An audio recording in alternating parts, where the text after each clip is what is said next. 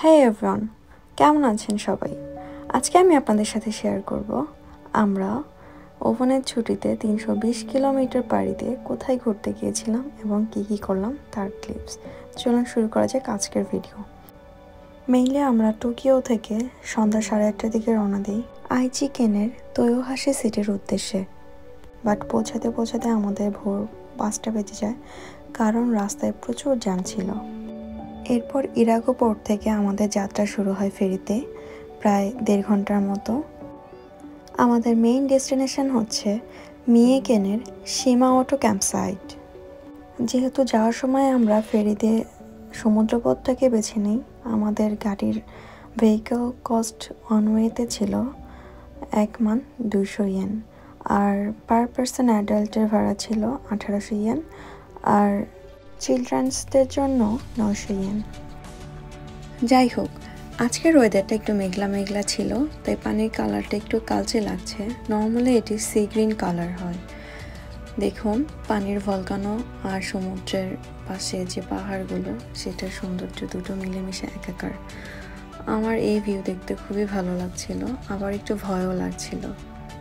সবাই বাইরে তাকিয়ে পাহাড়ের ভিউ আর সমুদ্রের ভিউ দেখছিল, সবাই বেশ এনজয় করছিল। এরপর আমাদের নামবার পালা। যেহেতু আমরা সবাই অনেক ক্ষুধার্ত, তাই ফেরি থেকে নেমেই রেস্টুরেন্টের খোঁজ করি। এটি ছিল জাপানিজ সাশিমির অথেন্টিক রেস্টুরেন্ট। এই রেস্টুরেন্টটি মেইনলি জাপানিজ কালচারাল বিভিন্ন শোপিস দিয়ে সাজানো ছিল। সবাই এখানে খাচ্ছিল, আমাদেরও খাবার চলে আসছে সাশিমি। এটি খুবই মজা ছিল। ফাইনালি লম্বা জার্নির পর আমরা আমাদের সেই কাঙ্ক্ষিত শিমাওটো ক্যাম্পসাইটে চলে আসি। এখানে মেইনলি ছোট ছোট কাঠের ঘরগুলো তৈরি, এর ভিতরে আমরা ছিলাম রাতে আমরা সবাই মিলে বারবিকিউ করি, বেশ আনন্দ হয় এখানে।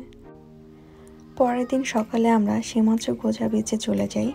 এখানে আমরা অনেক মজা করেছি, বোটিং সার্ফিং করেছি।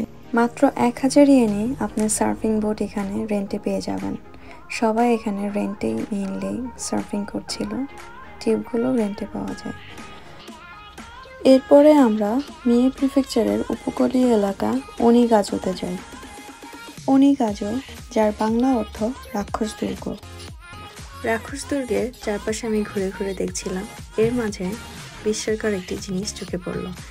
দেখুন, এইখানে রাক্ষসের যে ভাস্কর্যটি আছে তার মুখের ভিতরে কিছু কয়েন রাখা আছে, জাপানিজ কয়েন।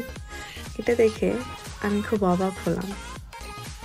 এরপর একটু সামনে এগোতে চোখে পড়ল ভয়ঙ্কর সৌন্দর্য, কালচে নীল উত্তাল সমুদ্র আর ক্ষয়ে যাওয়া পাথর।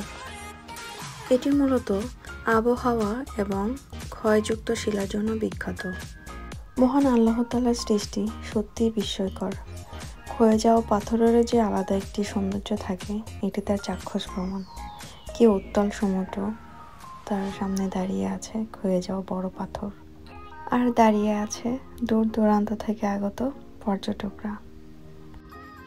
মিয়েকেনের এই ভয়ঙ্কর সৌন্দর্যগুলো দেখতে দেখতে কখন যে ফিরে আসার সময় হলো বুঝতেই পারিনি। সমুদ্রের এই উত্তাল ঢেউ দেখতে দেখতে আমরা পাড়ি জমালাম টোকিওর পথে। এই ছিল আজকের ভিডিও। সবাই ভালো থাকবেন, সুস্থ থাকবেন। নতুন ভিডিওর আপডেট পেতে দয়া করে সাবস্ক্রাইব করবেন। আল্লাহ হাফেজ।